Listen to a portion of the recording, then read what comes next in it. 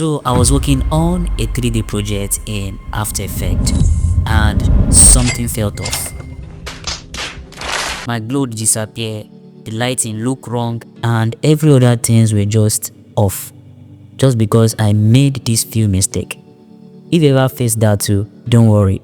In today's video, I'll show you how you can get rid of that and get the best result while working in 3D space in After Effects. So without wasting much of our time, let's get started. The first thing I want you to know is to understand your viewport. By default, After Effects starts in one view. That means you're always seeing what the active camera is seeing. But here is the problem. You can't really tell where the layers are in 3D space. Okay, for instance, while I started working with After Effects, back then when I started learning After Effects, most of the time I used to just stick to the active camera view, which is the view that comes by default in After Effects. But by the time I want to start animating what I've composed together, I realized that everything just dislocates, all because of I'm using one view. Alright, let's solve that. Let me show an example of what I'm saying. So this is one of the projects I'm working on, and currently is in the active camera, which I was talking about. That is the one view perspective. Alright, so I have a cube here and I also have a circle, right? So looking at this from your own perspective, looking at it from your own view, the circle is looking intact in the front of the box, right? Cool. So let me turn on my 2-view camera so you can see that.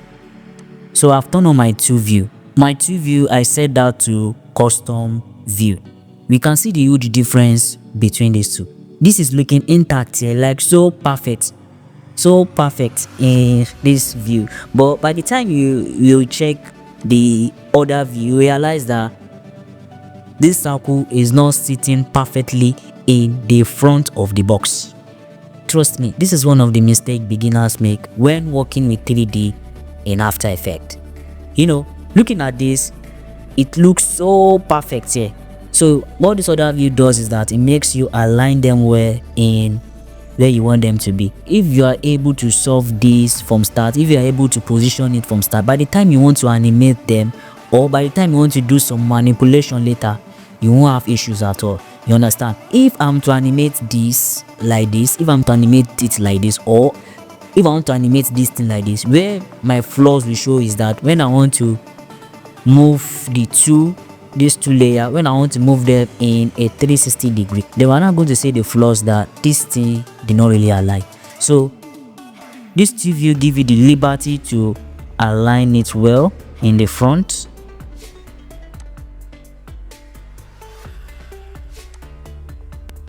Now like this, now I'll say something else. So you have the liberty to, now we can see it. We can see it very, very well now. So I'm going to move this here.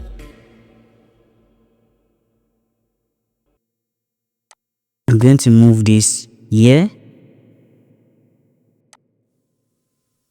So I want to check again. Let me disable this. Now we see it very, very well.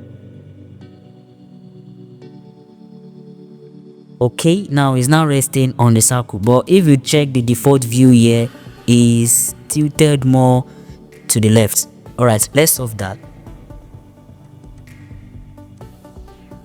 And now it's now perfectly seated in the front of the camera. So if I should move this around, you can see now that this is perfectly sitting in the front of the camera.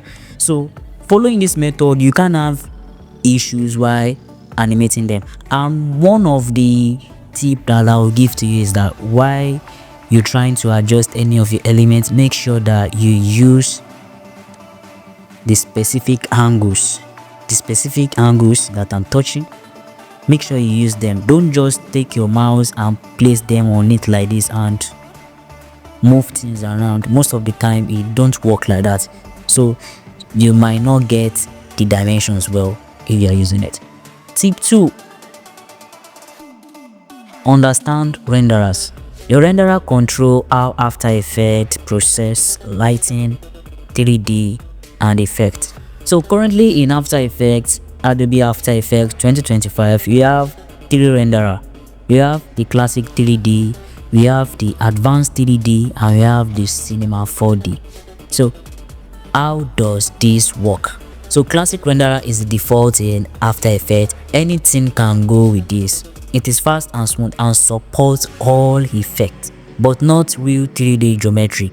Alright, let's take an example of this project, right? So this project renderer is set to advanced 3D. If I should switch this back to classic 3D, you realize that all the extrusion that I put at the back of the square is gone, right? So like I said, 3D classic 3D can collect all usual effects. So let's try it out. Let me try out the glow effects.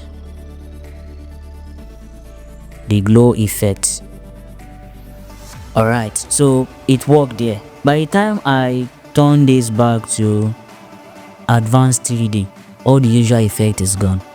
So I recommend you, before you start working on any 3D project in After Effects, make sure your renderer is set to advanced 3D. It is fast and reliable, and it still gives realistic shadow, realistic lighting to whatever you're doing in the 3D space. So the last one is the Cinema 4D. This is so real. So this gives hyper realistic shadows, hyper realistic light, and is very reliable. And I noticed again about the Cinema 4D is that the performance is slow. If your PC GPU can't handle it, by the time you just click on Cinema 4D, your PC might just kind of hook, and you just have to start all over with the project again. But most of the time, stick to advanced 3D when working with 3D models. And if you have higher PC, you get the best result if you are using Cinema 4D. So if you are importing 3D models from outside of After Effects into After Effects, which is to have this format GLTF, right? So if you don't set this to advanced 3D, you won't see anything at all in your viewport.